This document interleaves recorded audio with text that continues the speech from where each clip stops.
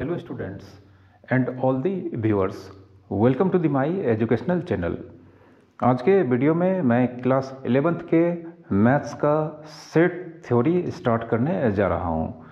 Set theory का आज का यह लेक्चर 1 है। इसके और भी कई सारे लेक्चर्स आपको इस चैनल पर अभी कुछ दिनों में मिलेंगे। तो आइए शुरू करते हैं आज का एक और प्यारा सा lecture, set theory. Set theory के कॉन्सेप्ट्स को आप अच्छे से समझेंगे, क्योंकि जब तक आप सेट्स के कॉन्सेप्ट्स को अच्छे से नहीं समझते हैं तो आप फंक्शंस के कॉन्सेप्ट्स को अच्छे से नहीं समझ पाएंगे। और फंक्शंस के कॉन्सेप्ट्स आपको अच्छे से समझना ही होगा, तभी आप कैलकुलस के कॉन्सेप्ट्स को अच्छे से पढ़ पाएंगे। तो फंक्शंस के कॉन्सेप्ट्स को समझने के लिए सबसे महत्वपूर्ण होता है कि आप सेट्स के कॉन्सेप्ट्स को कितने अच्छे से समझते हैं और इसे याद रख पाते हैं। तो सबसे पहले सेट थ्योरी के कॉन्सेप्ट्स में हम यहाँ पर सेट्स को डिफाइन करते हैं कि सेट्स क्या होते हैं। किसी भी well defined collections of objects को सेट कहा जाता है। सिर्फ कलेक्शन होने से ही सेट्स नहीं होता है। किसी भी ऑब्जेक्ट्स का कलेक्शंस हो या किसी भी तरह का कलेक्शंस हो, उसे हम तब तक सेट्स नहीं कहेंगे जब तक वह एक वेल डिफाइंड कलेक्शन नहीं होगा। एग्जाम्पल से समझते हैं कि कब हम एक कलेक्शंस ऑफ ऑब्जेक्ट्स को वेल डिफाइंड कहेंगे। ठीक है, तो इसे हम सबसे पहले लिख देते हैं कि well defined collection of objects, well defined collection of objects, इसे सेट कहा जाता है। ठीक है, अब यहाँ पे कलेक्शन ऑफ ऑब्जेक्ट्स और ये वेल डिफाइंड, मतलब कोई भी कलेक्शन ऑफ ऑब्जेक्ट्स अगर हमारे पास है तो वह कब well defined collections of objects कहलाएगा। यहाँ पर इसे हम आपको एग्जांपल से समझाते हैं। जैसे एक कलेक्शन है जिसका नाम ए दिया गया है और यह कलेक्शन है collection of all the vowels of English alphabets.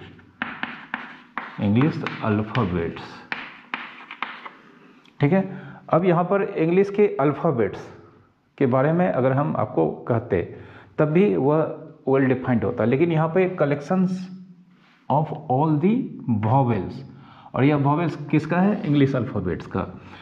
तो हम जानते हैं कि इसमें सिर्फ 5 ऐसे लेटर आएंगे जो कि यहाँ पर A-E-I-O-U, ये 5 ऐसे लेटर्स इंग्लिश के अल्फ़ाबेट्स में होते हैं जिसे वॉवेल कहा जाता है। हम इस 5 लेटर्स के अलावे किसी भी लेटर्स को हम इस कलेक्शंस में शामिल नहीं कर सकते हैं। तो इस तरह से यहाँ पर यह 5 पर्टिकुलर लेटर्स का कलेक्शन, यह एक वेल डिफाइंड कलेक्शंस को रिप्रेजेंट करता है। और यहाँ पर जो टर्म इसे वेल डिफाइंड बनाता है, वेल डिफाइंड जो टर्म इसे बनाता है वह टर्म या वह वर्ड है वॉवेल। तो वॉवेल एक वेल डिफाइंड वर्ड है और यहाँ पे कलेक्शंस ऑफ अल्फ़ाबेट्स को यहाँ पर वेल डिफाइंड बनाने में सबसे बड़ा कंट्रीब्यूशन वॉवेल वर्ड का है। ठीक है, तो it is a collections of well defined objects, और इसलिए यह कलेक्शन वॉवेल का कलेक्शन एक सेट को रिप्रेजेंट करता है। ठीक है, एक और एग्जांपल लेते हैं, B, set of all the natural numbers greater than 10। ठीक है, दूसरा जो कलेक्शन है इस कलेक्शंस का नाम दिया गया है बी, और इसमें बताया गया है कि वो सारे नेचुरल नंबर्स का कलेक्शंस को रिप्रेजेंट करता है यह, जो कि 10 से ग्रेटर होता है।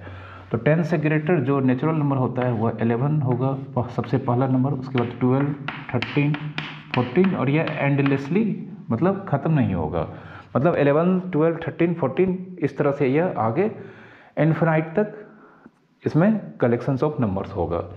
तो इस तरह से यहाँ पर यह भी एक well defined collections of objects को रिप्रेजेंट करता है। और यहाँ पर जो वर्ड इसे वेल डिफाइंड इस कंडीशन में बना रहा है वह है ग्रेटर देन 10। नेचुरल नंबर तो हम कहीं से भी लिख सकते थे, बट यहाँ पर हमें वो सारे नेचुरल नंबर्स को ही लिखना है जो 10 से ग्रेटर है।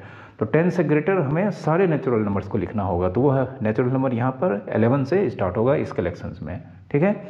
तो यहाँ पर हमने इन दोनों कलेक्शंस को एग्जाम्पल के तौर पे आपको बताया, जो कि एक सेट को रिप्रेजेंट करता है, ठीक है। अब सेट्स को हमें आगे स्टडी करना है, तो इसके लिए उसे लिखने के कुछ खास तरीके होते हैं, उसे पढ़ने के भी कुछ खास तरीके होते हैं, और इसके कुछ पर्टिकुलर सिंबल्स होते हैं। तो एक एक करके हम इन सारे बातें को यहाँ पर आपको बताएंगे, ठीक है। तो सबसे पहले सेट्स को जब लिखेंगे या कोई भी सेट्स हमारे सामने अगर है तो उसका एक नेम होगा, और सेट्स के नेम हमेशा इंग्लिश के कैपिटल लेटर से रिप्रेजेंट किए जाते हैं। याद रखिएगा कि जब भी आपको एक से अधिक कलेक्शंस ऑफ ऑब्जेक्ट्स जो कि सेट्स को रिप्रेजेंट करते हैं अगर दिए गए हैं, तो इनमें से हर एक कलेक्शंस ऑफ ऑब्जेक्ट्स का एक नेम होगा, और सेट्स के नेम को हमेशा इंग्लिश के कैपिटल लेटर से डिनोट किया जाता है, ठीक है। तो ये सारे फैक्ट्स को मैं यहाँ पर लिखता हूँ और फिर एक एग्जांपल से आपको बताऊँगा। तो सबसे पहले नेम, किसी भी सेट्स के नेम को ऑलवेज बाय कैपिटल लेटर, ठीक है। सेट्स के नेम को हमेशा इंग्लिश के कैपिटल लेटर से रिप्रेजेंट करते हैं। उसके बाद कलेक्शंस को जब हम एक बार सारे कलेक्शंस को लिख देते हैं तो उसे हम इनक्लोज करते हैं, दोनों साइड से क्लोज कर देते हैं कर्ली ब्रैकेट से, enclose by curly brackets. Curly brackets कुछ इस तरह से होता है, ठीक है। जितने भी कलेक्शंस ऑफ ऑब्जेक्ट्स होंगे उसको लिखने के बाद हम उसे दोनों ओर से कर्ली ब्रैकेट से इनक्लोज कर देते हैं, ठीक है। और उसके बाद जो ऑब्जेक्ट्स होता है सेट्स में उसे एलिमेंट्स कहा जाता है। जो भी ऑब्जेक्ट सेट्स में होते हैं यह सेट्स के एलिमेंट्स कहलाते हैं, सेट्स के एलिमेंट्स कहलाते हैं। किसी भी सेट्स के अंदर जो कलेक्शंस ऑफ ऑब्जेक्ट्स होते हैं, कलेक्शन ऑफ ऑब्जेक्ट्स होते हैं, वो सारे ऑब्जेक्ट्स सेट के एलिमेंट्स कहलाते हैं, ठीक है। अब हम यहाँ पर एक एग्जांपल्स को यहाँ पर लेते हैं। जैसे कलेक्शन का नाम है ए, और ये collection of vowels of English alphabets, ठीक है। तो यहाँ पे जो कलेक्शंस सेट का जो डिस्क्रिप्शन है वह collections of vowels of English alphabets को रिप्रेजेंट करता है, और इस कलेक्शन का नाम यहाँ पर ए है, तो इसलिए नेम ऑफ सेट यहाँ पर, सेट का नाम यहाँ पर हो जाएगा ए, ठीक है। और सेट के नेम को लिखने के बाद हम इक्वल्स टू का साइन देते हैं उसके वैल्यू को डिस्क्राइब करने के लिए या बताने के लिए, और आंसर स्टार्टिंग करते हैं कर्ली ब्रैकेट से, स्टार्ट करते हैं। अब यहाँ पर कलेक्शंस में जो भी ऑब्जेक्ट्स हैं यानी कि जिसे हम एलिमेंट्स कहते हैं, वो सारे एलिमेंट्स को हम यहाँ पर लिखते हैं। जैसे कि यहाँ पर कलेक्शंस ऑफ वॉवेल्स हैं, तो ये सारे वॉवेल्स हम इस कर्ली ब्रैकेट्स के इनसाइड लिखेंगे, और ये सब स्मॉल लेटर्स में होने चाहिए। तो ए ई आई ओ यू, ठीक है। एक बार सारे एलिमेंट्स को हम सेट्स के इनसाइड अगर लिख चुके हैं तो उसे दोनों तरफ से हमें कर्ली ब्रैकेट से इनक्लोज कर देना है। अब यहाँ पर हर दो एलिमेंट्स को सेपरेट दिखने के लिए, मतलब एक एलिमेंट, दूसरा एलिमेंट, तीसरा एलिमेंट, हर एलिमेंट्स को डिफरेंस दिखने के लिए, मतलब डिस्टिंक्ट दिखने के लिए, हर दो एलिमेंट्स के बीच उसे सेपरेट करने के लिए कॉमा यूज़ किया जाता है। तो ए और ई के बीच कॉमा यूज़ करेंगे, नेक्स्ट कॉमा हम ए आई के बीच यूज़ करेंगे, फिर आई ओ के बीच यूज़ करेंगे, और ओ यू के बीच करेंगे। तो आपको हमेशा इस बात का ध्यान रखना है कि किसी भी सेट्स के अंदर जब हम एलिमेंट्स को एक्चुअल में लिखते हैं तो हर दो एलिमेंट्स को डिस्टिंक्ट दिखने के लिए उनके बीच कॉमा यूज़ किया जाता है, ठीक है। तो ए ई आई ओ यू हर दो एलिमेंट्स के बीच हमने यहाँ पर कॉमा को यूज़ किया है, ठीक है। अब इस सेट्स को यहाँ पर अगर हम ये सारे एलिमेंट्स को इधर उधर करके लिखते हैं तो कोई फर्क नहीं पड़ता है, तब भी यह सेट ए ही कहलाएगा। जैसे हम यहाँ पर ई ए ओ यू आई ए, ठीक है, इस सेट को अगर हम इस तरह से इसके सारे एलिमेंट्स के अगर हम ऑर्डर मतलब एलिमेंट्स के क्रम को इधर उधर करके लिखते हैं तो इसे सेट्स के ऊपर कोई भी इफेक्ट नहीं पड़ता है, ठीक है। यह सेट भी ए ही होगा, यह सेट भी ए ही होगा, ठीक है, मतलब यह भी सही है। लेकिन एक सेट्स के अंदर अगर हम एक एलिमेंट्स को रिपीट कर देते हैं तो यह अलाउड नहीं है। जैसे अगर हम यहाँ पे ए ई आई ओ यू ए, ठीक है, तो यहाँ पर यह रॉन्ग होगा, ठीक है। यहाँ पे इसलिए यह रॉन्ग होगा कि यहाँ पर इस सेट्स के अंदर हमने एक एलिमेंट को एक से अधिक बार मतलब रिपीटेशन यहाँ पर दिख रहा है। तो किसी भी सेट्स को लिखते समय आपको याद रखना है कि किसी भी एलिमेंट्स को आप एक से अधिक बार उसके इनसाइड नहीं लिख सकते हैं, मतलब रिपीटेशन आर नॉट अलाउड। यहाँ पे ए को हमने 2 बार लिख दिया है, तो आपको याद रखना है रिपीटेशन नॉट अलाउड। किसी भी सेट्स को लिखने के दरमियान आपको उसके इनसाइड अगर आपने उसके सारे एलिमेंट्स को लिखा है तो एक भी एलिमेंट उसके इनसाइड रिपीटेड नहीं होना चाहिए, इस बात का आपको ध्यान देना है। इस कंडीशन में यह इस सेट्स के रिप्रेजेंटेशन को रॉन्ग ठहराया जाता है, ठीक है। इस केस में इस सेट्स को अगर हम लिखेंगे तो यह रॉन्ग होगा, उसका वैल्यू को यह रिप्रेजेंट नहीं करेगा, ठीक है। और एक बात और, किसी भी सेट्स के इनसाइड अगर हम उसके एलिमेंट्स को लिखते हैं तो कोई भी एलिमेंट छूटना नहीं चाहिए, ठीक है, मिस नहीं होना चाहिए। जैसे अगर हम ए लिख दें ए ई आई यू, तो यह भी यहाँ पर सेट ए के रॉन्ग वैल्यू को रिप्रेजेंट करता है, इसलिए कि यहाँ पे हमने सेट ए के एक एलिमेंट को मिस कर दिया है। ए ई आई ओ यू, ए ई आई ओ यहाँ पे मिसिंग है, तो यह रॉन्ग है, मतलब एलिमेंट्स नॉट मिसिंग। किसी भी सेट्स के वैल्यू को अगर हम लिखते हैं तो उसके इनसाइड एक भी एलिमेंट, सिंगल एलिमेंट, ऐसा नहीं कि आप एक सेट्स के इनसाइड 400 to 500 एलिमेंट्स हैं और उसमें से अगर आप सारे एलिमेंट्स को लिखे हैं और एक आध एलिमेंट अगर छूट गया तो वह रॉन्ग होगा, आपको याद रखना है। सेट्स के एलिमेंट्स के इनसाइड मतलब किसी भी सेट्स को अगर हम लिखते हैं तो उसके इनसाइड एक भी एलिमेंट मिस नहीं होना चाहिए, एलिमेंट्स नॉट मिसिंग, ठीक है। इस कंडीशन में यह रॉन्ग हो जाएगा।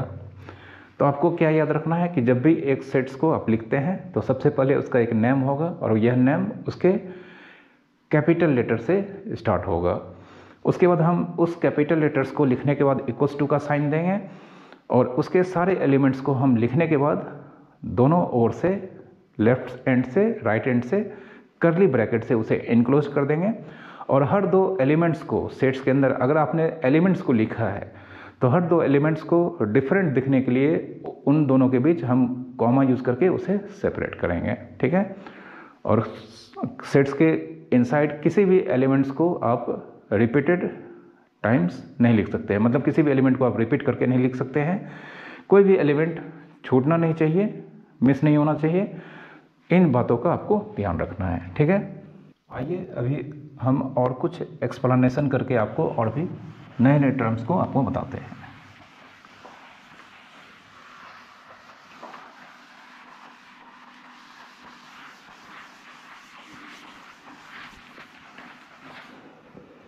अब हम यहाँ पर फिर से सेट ए को लिखते हैं, सेट ए जिसके इनसाइड एलिमेंट्स हैं ए ई आई ओ यू, ठीक है। यह सेट ए है, इस सेट का नाम ए नहीं बोलेंगे, इसे बोलेंगे सेट ए।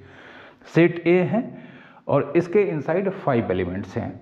अब यहाँ पर ए ई आई ओ यू ये इसके 5 डिस्टिंक्ट एलिमेंट्स हैं। तो यहाँ पर सेट ए का एलिमेंट ए है तो इसे हम रिप्रेजेंट करते हैं सिंबल से ए, ठीक है। यह ए इस सेट ए का एलिमेंट है तो इसे हम एक्सप्रेस करते हैं जिस मैथमेटिक्स में जिस सिंबल से वह इस तरह से लिखा जाता है। सबसे पहले हम एलिमेंट्स को यहाँ पर लिखेंगे, उसके बाद यह सिंबल यूज़ करेंगे जिसे एप्सिलॉन कहा जाता है। ठीक है, यह एप्सिलॉन है, आपको याद रखना है, यह एप्सिलॉन है, इसे एप्सिलॉन कहा जाता है और यह एलिमेंट्स के लिए यूज होता है। तो सबसे पहले हम एलिमेंट्स को लिखेंगे, उसके बाद एलिमेंट्स को लिखने के बाद एप्सिलॉन सिंबल देंगे, उसके बाद हम सेट्स के नेम को लिखेंगे। अगर यहाँ पर सेट ए है तो सेट ए लिखेंगे, अगर सेट बी है तो सेट बी लिखेंगे। ठीक है, और इसे हम पढ़ते हैं ए, एलिमेंट्स का नाम लिखते हैं A belongs to set A. Set सबसे पहले एलिमेंट्स का नाम लिखते हैं, उसके बाद एलिमेंट्स के लिए जो वर्ड या सेंटेंस यूज करते हैं बिलोंग्स टू, और उसके बाद सेट के नेम को लिखते हैं, जैसे ई बिलोंग्स टू ए। ठीक है, इसे यहाँ पे पढ़ेंगे E belongs to set A. ठीक है, उसी तरह से I belongs to set A, O belongs to set A, या U belongs to set A. ठीक है, आपको याद रखना है। अब यहाँ पर एक चीज़ और, इस सेट के अंदर बी नहीं है, तो यहाँ पे बी इस तरह से एलिमेंट्स के सिंबल को, मतलब एप्सिलॉन को लिखकर, और इसे हम एक तिरछी लाइन से, स्लेंट लाइन, तिरछी लाइन को इंग्लिश में स्लेंट लाइन बोलते हैं। तो तिरछी मतलब टेढ़ी लाइन से हम इसे कट करके, उसके बाद एलिमेंट्स को लिखने के बाद एलिमेंट्स का सिंबल को तिरछी लाइन से कट करके सेट्स का नाम लिखते हैं और इसे पढ़ते हैं B does not belongs to A, belongs to. ठीक है, अगर नहीं होगा तो इसे पढ़ेंगे B does not belongs to set A. ठीक है, तो आपको कब एलिमेंट्स का सिंबल यूज करना है और कब एलिमेंट्स का, मतलब नॉट एलिमेंट्स का सिंबल यूज करना है, आप अच्छे से इसका ध्यान रखेंगे। ठीक है, जैसे यहाँ पर एक सेट लेते हैं बी, सेट बी अगर हम मान लेते हैं 10, 11, 12, 13। ठीक है, यह नेचुरल नंबर के सेट्स को रिप्रेजेंट करता है जिसमें सारा नेचुरल नंबर 9 से ग्रेटर है। ठीक है, बी नेचुरल नंबर जो कि 9 से ग्रेटर नेचुरल नंबर है उसके कलेक्शंस को रिप्रेजेंट करता है। तो यहाँ पर हम देख सकते हैं, देयरफॉर यहाँ पे लिख सकते हैं 10 belongs to B, set B है। ठीक है, 11 belongs to set B, 100 belongs to set B होगा। इसमें आपको 100 नहीं दिख रहा है क्योंकि हमने यहाँ, इसमें इन्फिनाइट नंबर ऑफ एलिमेंट्स हैं जो कि अभी हम बाद में पढ़ेंगे, इसलिए इसमें 3-4 एलिमेंट्स लिख करके यहाँ पे डॉट यूज किया जाता है। लेकिन हमें पता है पैटर्न, लिखने के पैटर्न से पता है कि इसमें आगे चल के 100 इसमें आएगा। 100 क्या, इसका 10 से ग्रेटर बहुत सारे नंबर जो भी हैं वो आगे चल के इसमें आएगा ही, इसलिए यहाँ पर 10 नहीं भी दिखता है तब भी हमने यहाँ पर लिखा है 100 बिलोंग्स टू सेट बी। अब यहाँ पे 9 जानते हैं इसमें कभी नहीं होगा, इसलिए 9 does not belongs to set B, 1 does not belongs to set B. इस तरह से हम इस यहाँ पे बिलोंग्स टू और डज नॉट बिलोंग्स टू को यूज़ करेंगे। ठीक है, अब यहाँ पर कुछ क्वेश्चंस आपको हम देने जा रहे हैं। जैसे अगर हम मान लेते हैं एक सेट है पी, इसमें A B B N O N. ठीक है, ये एक सेट है जिसके यहाँ पे जो भी एलिमेंट्स हैं इसके इनसाइड दिख रहा है।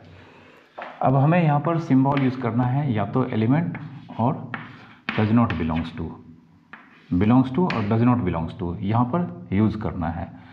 तो जैसे हम ए, ठीक है, यहाँ पर एलिमेंट और यह बॉक्स है जिसमें आपको इन दोनों में से कोई एक सिंबल यहाँ पर आएगा तो आपको बताना है।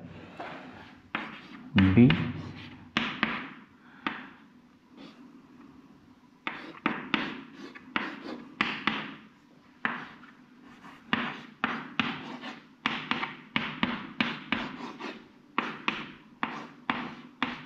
ठीक है, तो यहाँ पर ए और यहाँ पर सेट पी है, तो आपको देखना है सेट पी के इनसाइड ए यहाँ पर है, इसलिए हम यहाँ पर फिल करेंगे belongs to. B set P के इनसाइड यहाँ पर है तो फिर से अगर इसके इनसाइड अगर मतलब इस सेट में बिलोंग करता है तो हम बिलोंग्स टू लिखेंगे। टी इस सेट्स के इनसाइड बिलोंग नहीं करता है तो हम यह सिंबल यूज करेंगे। उसी तरह से एल सेट पी के इनसाइड बिलोंग नहीं करता है, तो यहाँ पर हम लिखेंगे डज नॉट बिलोंग्स टू। और आई भी इस सेट के अंदर बिलोंग नहीं करता है, तो हम लिखेंगे डज नॉट बिलोंग्स टू। ठीक है, इस तरह के क्वेश्चंस आपके बुक में ज़रूर होंगे, तो इसे सॉल्व करना है। क्वेश्चंस आप बनाने में कभी भी कमी नहीं करेंगे।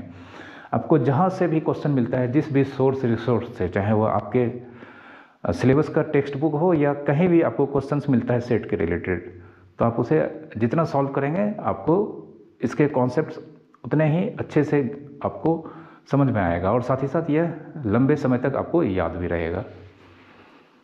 अब सेट्स को लिखने के कितने तरीके होते हैं, या सेट्स को हम किस तरह से लिखते हैं।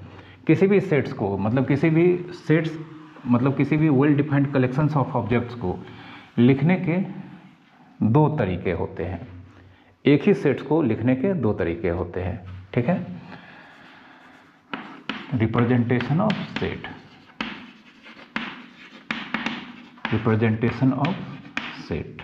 ठीक है, तो जैसे हम यहाँ पर लिख देते हैं डिस्क्रिप्शन में, सेट है, सेट का नाम ए है, और कलेक्शंस ऑफ वॉवेल्स, ये कलेक्शन ऑफ वॉवेल्स को रिप्रेजेंट करता है। अब जानते हैं हम यहाँ पर यह एक well defined collection of object है, यानी कि यह सेट को रिप्रेजेंट कर रहा है। तो इसे रिप्रेजेंट करने के दो तरीके हैं। ठीक है, तो पहला, सेट को रिप्रेजेंट करने का दो तरीका। सबसे पहला जो फॉर्म है इसे कहा जाता है रोस्टर और टेबुलर फॉर्म। रोस्टर और टेबुलर फॉर्म, सबसे पहला जो सेट्स को लिखने का तरीका है, एक्सप्रेस करने का तरीका है, जिसे रोस्टर और टेबुलर फॉर्म कहा जाता है। और इस फॉर्म में जब भी हम सेट्स को एक्सप्रेस करेंगे तो इसके इनसाइड, मतलब सेट्स के इनसाइड, सेट्स के सारे एलिमेंट्स विजिबल होंगे। आपको याद रखना है कि रोस्टर और टेबुलर वर्ड टेबल के जैसा लगता है, और टेबल किसी चीज़ को रखने के लिए यूज़ होता है, और टेबल पे अगर हम कोई भी चीज़ रखेंगे, एक या एक से अधिक चीज़, तो वो सारी चीज़ हमें दिखेंगे। इसलिए टेबुलर फॉर्म में आपको याद रखना है कि टेबुलर फॉर्म या रोस्टर फॉर्म में जब सेट्स को हम एक्सप्रेस करेंगे तो उसके कर्ली ब्रैकेट के इनसाइड्स, उसके सारे एलिमेंट्स हमें दिखाई देंगे। तो यहाँ पर इस सेट्स का रोस्टर और टेबुलर फॉर्म, सबसे पहले हम यहाँ पर लिख देते हैं कि in this form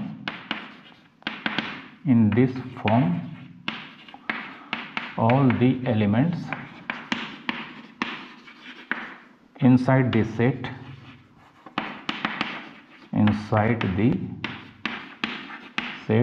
must visible।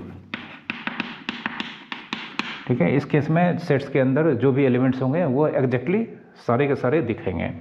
जैसे यहाँ पर इस सेट्स को अगर हम टेबुलर फॉर्म में लिखेंगे तो ए इन टेबुलर फॉर्म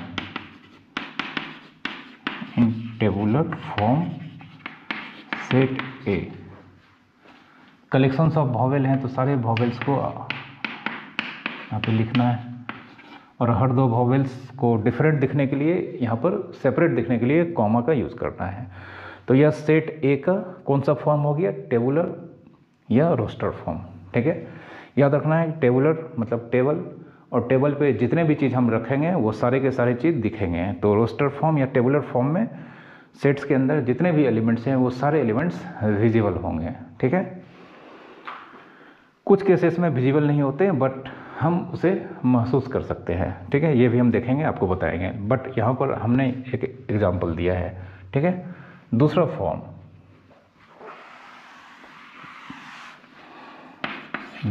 होता है रूल और सेट बिल्डर फॉर्म।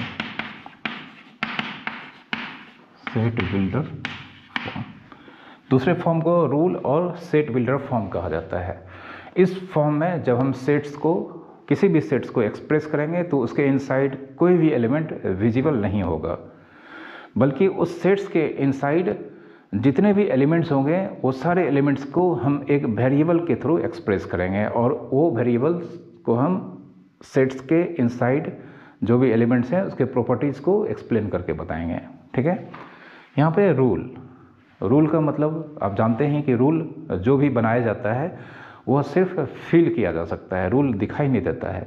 ठीक है, जितने भी रूल्स हमारे आसपास बनाए गए हैं, जैसे रोड पे चलने का रूल हो, क्लास में किस तरह से बैठने उठने का रूल होता है, तो वो सिर्फ हमें सिर्फ जो भी रूल्स हर एक स्कूल का, हर एक ऑर्गेनाइजेशन का रूल्स होता है जिसे बनाया जाता है और लोग उसे फॉलो करते हैं, वो दिखाई नहीं देता है बल्कि महसूस किया जा सकता है। तो यहाँ पे रूल फॉर्म या सेट बिल्डेड फॉर्म में सेट्स के सारे एलिमेंट्स यहाँ पर दिखेंगे नहीं बल्कि हमें महसूस होंगे। जैसे इन रूल फॉर्म यहाँ पर सेट ए को लिखना है, करली ब्रैकेट्स में तो लिखना ही होगा। तो इसमें हम एक वेरिएबल यूज़ करते हैं सबसे पहले, और ज़्यादातर जो वेरिएबल यूज़ होता है वो एक्स होता है। एक्स की जगह पे आप वाई जेड जो भी यूज़ कर सकते हैं, आप इंडिपेंडेंट हैं। तो यहाँ पे सबसे पहले हम वेरिएबल जो हम यहाँ पर यूज़ करेंगे उसे लिख देते हैं एक्स। सबसे पहले वेरिएबल लिखना है, उसके बाद कॉलन डालना है, कॉलन। ठीक है, पुराने बुक में कॉलन की जगह पे ये स्लैश भी डाला जाता है, ठीक ना, तो आपको स्लैश भी मिलेगा, बट जो भी लेटेस्ट बुक है उसमें कॉलन यूज़ किया जाता है। ठीक है, सेट का नाम लिखना है, करली ब्रैकेट लिखना है, एक वेरिएबल आप रेंडमली सेलेक्ट कर सकते हैं, उस वेरिएबल को लिखना है, कॉलन लिखना है। उसके बाद ये है एक्स, यहाँ पे सेट्स के इनसाइड जो भी एलिमेंट्स हैं उसके वैल्यूज़ को रिप्रेजेंट करता है। जैसे एक्स वॉवेल होगा तो एक्स का वैल्यू ए होगा, एक्स का वैल्यू ई होगा, एक्स का वैल्यू आई होगा, एक्स का वैल्यू ओ होगा, एक्स का वैल्यू यू होगा। तो अब हम यहाँ पर इस वेरिएबल के बारे में बताएंगे कि एक्स इज ए वॉवेल। ठीक है, यह सेट जो हमने यहाँ पर एक्सप्रेस किया है यह इसी सेट का दूसरा फॉर्म है जो कि रूल फॉर्म कहलाएगा। अब इसे पढ़ने का भी तरीका होता है, तो इसे पढ़ेंगे किस तरह से, तो इसे पढ़ेंगे सेट ए। सेट ए अगर बी रहेगा तो set B, all element of X, यहाँ पर कॉलन के लिए वर्ड यूज करेंगे वेयर। तो सबसे पहले इसे पढ़ेंगे सेट ए, इस एक्स को पढ़ेंगे all elements of x, colon को पढ़ेंगे वेयर, और आगे जो लिखा हुआ है उसे पढ़ देंगे। ठीक है, मतलब set A all element of X where X is a vowel. ठीक है, set A all element of X, Y रहेगा तो all element of Y where Y is a vowel. ठीक है, यह सेट का आपका सेट बिल्डर या रूल फॉर्म हो गया। ठीक है, एक और एग्जांपल लेते हैं तो अच्छी तरह से आपको और समझ में आएगा।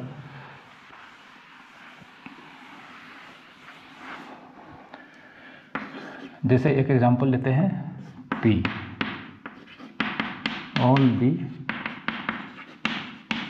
Natural number less than 8। ठीक है, P यहाँ पर रिप्रेजेंट करता है कलेक्शन ऑफ नेचुरल नंबर जो कि लेस देन 8 होते हैं। ठीक है, तो हम यहाँ पर सबसे पहले इसके टेबुलर फॉर्म को लिखेंगे। तो इन टेबुलर फॉर्म P, जानते हैं इसके टेबुलर फॉर्म में तो कोई भी सेट अगर हम एक्सप्रेस करेंगे, लिखेंगे, तो उसके इनसाइड उसके सारे एलिमेंट्स विजिबल होते हैं। तो यहाँ पे सारा नेचुरल नंबर जो कि 1 से लेस है, 1 2 3 4 5 6 7। ठीक है, यह इस सेट P का टेबुलर फॉर्म या रोस्टर फॉर्म में लिखा गया वैल्यू को रिप्रेजेंट करता है। ठीक है, अब इन सेट बिल्डर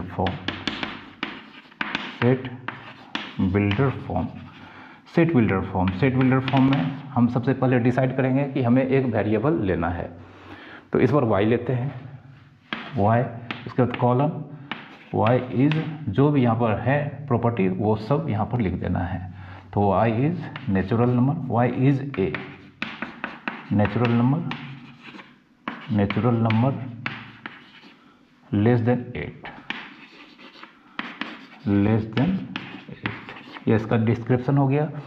अगर आपको इसे पढ़ने कहा जाए तो आप कहेंगे set P all element of y where y is a natural number less than 8। ठीक है, ये इसका काम तमाम नहीं बल्कि ये इसका सेट बिल्डर फॉर्म को रिप्रेजेंट करता है। ओके, आइए कुछ और एग्जांपल हम यहाँ पर लेते हैं।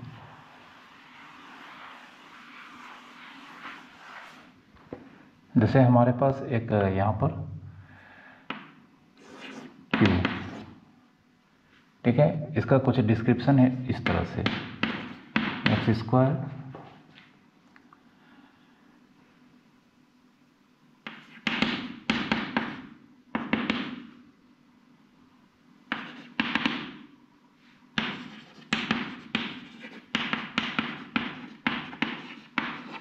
ठीक है, यह एक सेट Q को रिप्रेजेंट करता है और यहाँ पर इसका डिस्क्रिप्शन जो दिया गया है यह रूल फॉर्म में है, ठीक है, इन रूल फॉर्म। अब हमें इसे लिखना है सेट बिल्डर फॉर्म में, राइट इन टेबुलर फॉर्म। इस क्वेश्चन में यहाँ पर यह क्वेश्चन है, इस क्वेश्चन में सेट Q को दिया गया है रूल फॉर्म में और इसे हमें फिर से लिखना है लेकिन टेबुलर फॉर्म में। तो इसमें कहा गया है कि set Q all element of x where x square minus 5x plus 6 equals to 0 and यहाँ पर x is a natural number. तो यहाँ पर हमें सबसे पहले इस इक्वेशन को सॉल्व करना होगा। तो since x square minus 5x plus 6 equals to 0, तो जानते हैं यह फैक्टराइज हो जाएगा, minus 3x minus 2x plus 6 equals to 0। तो x हम कॉमन लेते हैं तो x माइनस 3 और इससे दोनों से माइनस 2 कॉमन लेते हैं तो x माइनस 3। तो ultimately x minus 3 into X minus 2 equals to 0। तो हमें यहाँ पर x माइनस 3 0 और x माइनस 2 इक्वल्स टू 0 मिलेगा और इससे x इक्वल्स टू 3 और तो हमें यहाँ पर x के दो वैल्यू मिले हैं और संयोग से यहाँ पर दोनों वैल्यू यहाँ पर नेचुरल नंबर को रिप्रेजेंट करते हैं। तो यानी कि देयरफॉर हम यहाँ पर Q के अंडर, मतलब जब हमें इसे टेबुलर फॉर्म में लिखना होगा तो इसके अंडर जो भी पॉसिबल एलिमेंट्स हैं वो सारे एलिमेंट्स हम इसके इनसाइड लिखेंगे, सारे के सारे। तो हमें यहाँ पर जो यहाँ पे दिया गया था एक इक्वेशन, इससे सॉल्व करने पर हमने x के दो वैल्यूज निकाले और संयोग से यह दोनों वैल्यू ही नेचुरल नंबर को रिप्रेजेंट करते हैं। तो यहाँ पर ये दोनों वैल्यू हम इस Q के अंदर लिखेंगे और ये इन टेबुलर फॉर्म,